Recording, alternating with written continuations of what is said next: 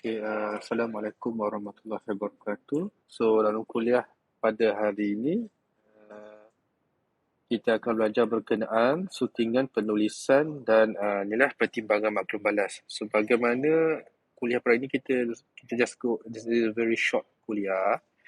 So basically dia nak belajar bagaimana kita nak edit the writing, edit the write up atau kita punya tulisan tu, dan macam mana kita nak incorporate apa feedback atau sebarang komen daripada pembaca yang diterima oleh pembaca atau daripada korang punya lecturer, supervisor atau instructor berkenaan tulisan tersebut, dan bagaimana korang incorporate, mengambil kira, mempertimbangkan sebarang komen atau balas yang diberikan oleh golongan tersebut yang sudah disebutkan tadi tu, dan dimasukkan dalam tulisan anda.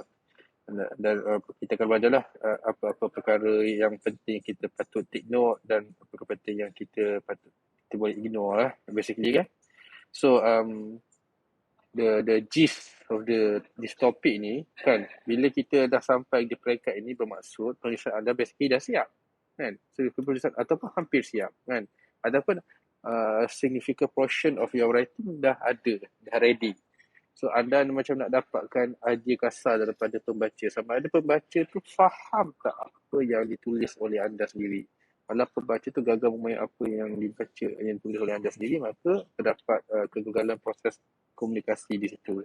So bila terdapat kegagalan proses komunikasi di situ, bermaksud tiada inilah apa nama maknanya there is something wrong with your writing in terms of your delivery of the intonation, in terms of the structure, in terms of the ni lah kan, apa nama, grammar ke, ada misspelling ke, benda tu mainkan peranan dia memberi kesan, dia boleh beri efek kepada kualiti tulisan tu, dan dia boleh menyebabkan pembaca jadi confused apa yang cuba sampaikan je sebenarnya. So kat situ akan jadi satu isu lah kan, satu isu yang serius lah kan, kalau pembaca gagal memahami apa yang cuba disampaikan oleh si penulis kan. So apa nama, lepas tu in any type of assignment yang melibatkan penulisan, sebab tu saya kata dekat sini, your work is not yet done even after you finish writing. You should now ambil yang the important one of the important things to do lah, one of the important things to do in terms of the writing process tu kan, which is redrafting your review. Kita kena edit sampai tulisan tu perfect, sempurna yang mungkin kan. So biasanya penulisan yang macam first timer kan, yang baru start menulis secara serius ni kan, dia akan start rasa frust dengan fasa ni, pongkat ni, sebab korang dah spend banyak masa rujuk pelbagai jenis rujukan.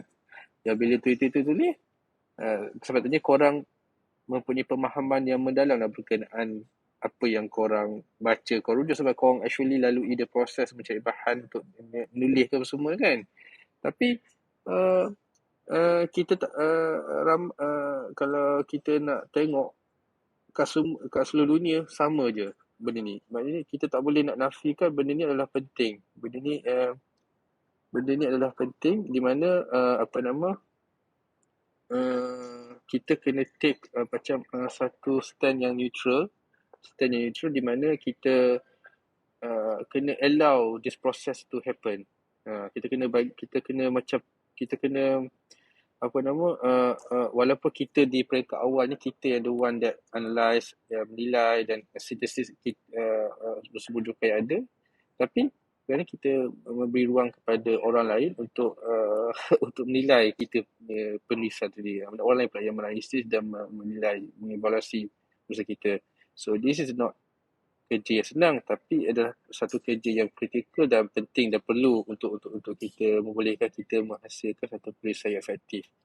So and then apa nama, untuk peringkat pertama untuk mencapai mana kita role reverse lah. Kita memula kita yang nilai kerja ni, tapi kita reverse pula. Mula kita menilai kerja orang, lepas tu kita pula hasil kerja kita pula dinilai orang. Macam tu. Dia rule reversal. So benda ni, untuk bolehkan benda ni proses berlaku dengan berkesan, kita kena tolak tepi dulu kita punya penulisan kan. Jangan fikir pasal penulisan tu kan. Maknanya kita kena ada jarak lah antara kita punya hasil kerja dengan diri kita sebagai penulis. Yang kedua, kita kena remind diri kita ni, the writing process ni is an ongoing negotiation. Kan? Satu proses perundingan berterusan antara penulis dan pembaca kan. So, sebab tu role reversal ni sangat penting lah, sebab sekarang ni kita kena try approach kita punya draft tulisan kita tu dari perspektif seseorang individu yang cuba membaca dan cuba memahami apa yang anda tulis tu, apa yang dia cuba sampaikan tu. So this is basically the gist of this topic lah kan, kuliah pada hari ni. So and then so pertamanya kita kena kata the reader always right. Benda ni kan ayatnya saja pun macam quite over juga lah kan, quite over juga lah. Tapi saya saja tulis macam ni sebab saya nak deliberately overstate this ayat ni sebab untuk tarik perhatian anda semua, sebab this is the most important one kan, the most important component dalam proses nak redraft, nak re-edit, nak menyunting kan, re-edit balik kita bertulisan supaya tulisan kita tu lebih dapat ditambah baik dengan lebih baik kan, dapat dipertingkatkan lagi kualiti tulisan tersebut kan. Sebab kalau seorang pembaca yang educated, yang berpendidik, yang ada pendidikan kan, yang ni tak faham one of the point yang orang cuba tulis, maka tulisan itu ada masalah. Tulisan itu masalah. Maknanya proses komunikasi itu tidak berkesan. Maknanya. Sebab tu kita almost always kena buat proses settingan ni. Kita kena always pertimbangkan untuk ubah proses, kita kena ubah hasil tulisan kita tu supaya tulisan kita tu dia lebih baik. Dan kebanyakan ada setengah, of course lah, setengah kita akan fight. Kita kata, proses kita betul dah, orang tu tak betul, proses kita tak betul. Tapi in most of the cases macam ni, biasanya benda ni jadi counterproductive, benda ni jadi macam tak membantu diri penulis. Sebab benda ni kadang-kadang kalau kita ambil input daripada pembaca, kita tulisan tu ke dalam banyak kes akan lebih baik dalam kebanyakan kes. So bila dalam konteks anda semua dalam buat penulisan ni kan, expect your instructor to comment on the content. Tapi dalam konteks kita ni, sebab tu bila kita nak instructor kita comment, kita kena make sure kita start assignment kita tu awal-awal. Kita kena siapkan at least by pertengahan SEM kan, by pertengahan SEM, and then kita boleh tunjuk dekat kita punya lecturer dan kita boleh comment. At least kita boleh gradually improve sampai jadi better tulisan tu. So kalau lah kita dalam punya first draft tu kita ada banyak mechanical errors, macam contoh salah eja, salah heading kan. So kadang-kadang setengah instructor don't bother even to look at, sebab dia rasa, instructor rasa, why would I need to look at this writing kalau the writer sendiri di writer itu sendiri pun tidak particular dan tidak concern berkenaan kualiti tulisan in terms of salah ejaan, in terms of heading apa semua tu kan. So benda ni sebenarnya penting kena dibuat dengan betul. Anda semua ni kena detail. Tak boleh main masalah eja, salah spacing, salah formatting tu kena tip top. Sebab kita tak nak orang komen pasal format. Kita nak orang komen pasal the actual penulisan itu sendiri. Penulisan itu sendiri kan. Adakah apa point yang sampaikan itu betul? Adakah kedua point itu betul? Adakah point itu dia elaborate dengan mendalam? Adakah point dia elaborate dengan keadaan superficial pada dasar dia, tak ada explore deeper? Adakah sebarang idea lontaran pandangan perspektif kita tertinggal patut kita masukkan kan? Ataupun adakah nada penulisan kita tu terlalu bersifat berat sebelah, tidak bersifat balance, tidak bersifat adil, kita bersifat neutral? So benda gini kita nak detect. Kadang-kadang kalau kita tulis short, kita tak sedar pun kita melakukan kesan-kesan tersebut seperti sebut tadi tu. So ini penting. Sebab tu proses redrafting review ni kadang-kadang dia mempertingkatkan kualiti tulisan agak pada kadar yang begitu agak signifikan lah. Itu penting. Okay. So and then kadang-kadang bila kita bagi tulisan kita ni kepada 2-3 orang berbeza, kadang-kadang orang berbeza tu bagi feedback yang berbeza. Kadang-kadang dia berlawanan atau sama lain.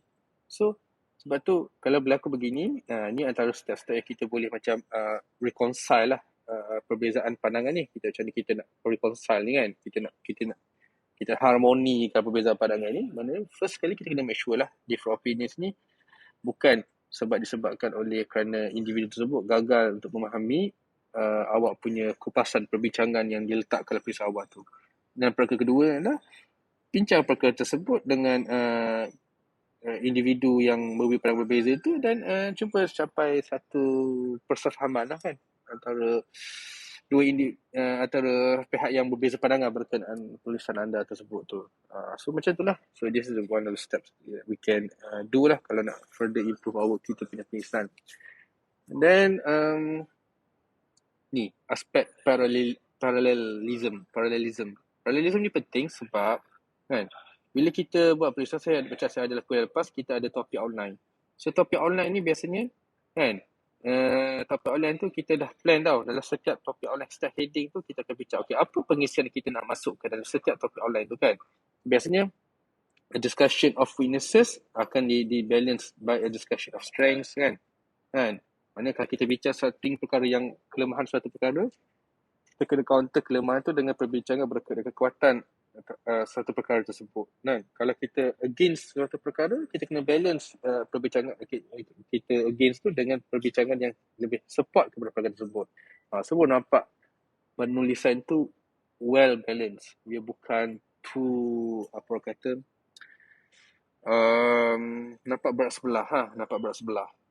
So benda ni sepatutnya benda yang bagus, elemen sedemikian. Kita bagi a balance, kita bagi yang support tak support, negatif di balance dengan positif. Sebab kan, dia menunjukkan dia further highlight the element of critical punya penulisan. Maksudnya penulisan tu adalah bersifat critical, bukan bersifat deskriptif. Dia boring, very boring. Dia just plain dia macam bagi just plain, dia macam nampak harmoni, macam tak ada langsung macam elemen untuk canggah sikit, persoalkan sikit. Betul ke point ni?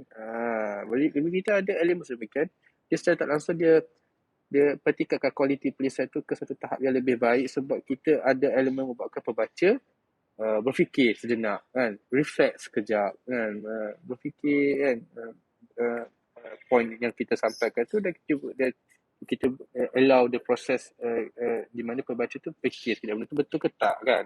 So tu yang penting tu. So tapi kena ingat, bila kita masuk ke elemen sedemikian, kita kena make sure lah kita punya description, kita punya penerangan, elaboration kita tu adalah well balanced properly kan. So ini may require that you aspire particularly kalau kita tak ada elemen parallelism ni kan, ini menyebabkan perspektif tersebut kita jadi macam kurang tak berapa naik lah, tak apa naik seri lah tulisan kan. So sebab tu kalau tak ada tu, mungkin kita kalau macam kita tak jumpa sebarang sumber yang nak membolehkan kita masukkan elemen sedemikian parallelism ni, kita boleh mungkin cara tulis kita no studies will found that contradict a specific point yang berlawanan dengan top point yang kita utarakan ni. Tapi kita boleh sampaikan mungkin perkara ini harus di-explore dengan lebih dalam, dengan lebih dalam sebab kerana tak ada lagi yang boleh tengok perspektif yang berlawanan dari segi ini kan. So benda tu nampak lebih cantik lah, nampaklah ada anda menggunakan elemen pemikiran anda sendiri masukkan dalam tulisan tersebut. Okay, so parallelism is very helpful lah in terms of heightening the quality of your writing ni kan. And then kita tak boleh dalam kalau kita tulis bahasa Inggeris lah ni ini saya masukkan juga sebab manalah tahu ini pada masa depan nanti anda semua tulis dalam bahasa Inggeris, kita tak boleh gunalah kata pendek macam ni kan, can't, didn't, wasn't. Bahasa Melayu pun sama, tak boleh tulis, kalau tak tulis X je kan, nak NK je, ataupun apa lagi berapa, kita tulis BRAPA. Kita tak boleh tulis dalam bahasa-bahasa yang dipendek macam bahasa SMS lah kan, short messaging ni kan, punya perkataan kan. So tak boleh lah macam tu kita kena full formal, dia bersifat formal kan, sebab ni kita adalah tulisan akademik kan. Ini kita tak boleh guna contractions, okay, ni rule yang penting untuk kita follow lah. Dan kita tak boleh guna slang, kita boleh guna colloquialism, idiom ni peribahasa lah, slang ni bahasa slang lah, cool lah, tak boleh guna kata cool kan, macam guna perkataan slang gitu. Colloquialism ni apa, macam stuff, thing, macam benda perkataan yang macam tidak menggambarkan tak sesuai dengan konteks formal, tulisan formal ni kan. Tak boleh tulis macam thing, stuff macam tu. Kita kena tulis macam item, feature kan. So macam tu untuk bunyi formal sikit kan. dan peribahasa kan. Tidak boleh tulis macam sebab pada tupai melompat dia tu kita tak boleh tulis. Dalam tulisan formal bersifat dia macam ni tak ada kita masukkan peribahasa. Semuanya bersifat tone dia macam bersifat formal, very formal kan, very standard kan. Dia tak ada macam bersifat playful, dia tak ada elemen playful macam tu. Dia tak ada. So itu adalah tiga perkara contoh lah kita nak jauhkan diri don't do lah when we produce a formal type of writing. Maknanya slang, expression, colloquialism, slang, expression, colloquialism, idioms, and then we need to avoid contraction, dia usah contraction juga. So benda ni adalah penting lah. Okay, so and then bila kita buat title ni kan, bila kita sebab tu saya cakap title adalah proses last sekali. Bila kita dah buat produce penulisan tu lengkap, baru kita macam boleh fikir tajuk yang representative of the penulisan yang kita hasilkan tu. Kalau kita tulis title dulu, kalau kita tulis penulisan kemudian, sesilap title yang kita tulis awal-awal tu tidak mewakili sebaik-baiknya penulisan yang kita hasilkan tu. Sebab tu, kita kena, ni 4 tips lah, macam mana kita nak hasilkan penulisan title yang baik kan. Avoid title-title comel ni, cute-cute ni. Keep it short and simple and formal kan. And then mungkin kita consider specifying your bias, orientation or delimitation. Mungkin kita kena nyatakan kita punya pendirian kan, kita punya perspektif terterang dekat title tu supaya orang tahu terus, orang clear terus, oh ni pendirian kita. And then kita kena dalam title tu kita kena terangkan jugalah bidang apa kita study, bidang apa kita cuba address ni kan, bidang apa exactly kan. Tapi bukan address sampai penuh, sampai berjejela tajuk dia panjang. So inilah 4 tips ya, bagaimana untuk menghasilkan sebuah tajuk yang concise, yang lengkap dan dia berjaya menerangkan title itu dengan sebaik-baiknya kan. Dia memang betul-betul mewakili tajuk apa yang kita nak sampaikan tu. Okay. And then satu lagi, make sure that kita all the kalau kita copy paste quotation atau citation daripada penulis make sure kita adalah ikut betul format dia, ada logo apostrophe tu kan. And then make sure kita cite bubuh recognition rujukan yang sebenarnya kita kena iktiraf lah. Kalau kita guna hasil kerja penulis orang lain, kita kena iktiraf, kita kena tak senang merujukan apa semua tu dan penulisan kita. Kalau idea tu, ada penulisan tu bukan datang daripada kita sendiri. So ini penting sebab ini akan menyebabkan berlakunya isu plagiarism, di mana isu plagiarism ni isu adalah kesalahan etika integriti yang serius dalam dunia akademik kan. And then ni dia nicely masuk dekat sini lah. It's great care to avoid plagiarism. Plagiarism adalah seperti saya sebut tadi lah. And then setakat itu saja kuliah kita pada hari ini. Okay, terima kasih.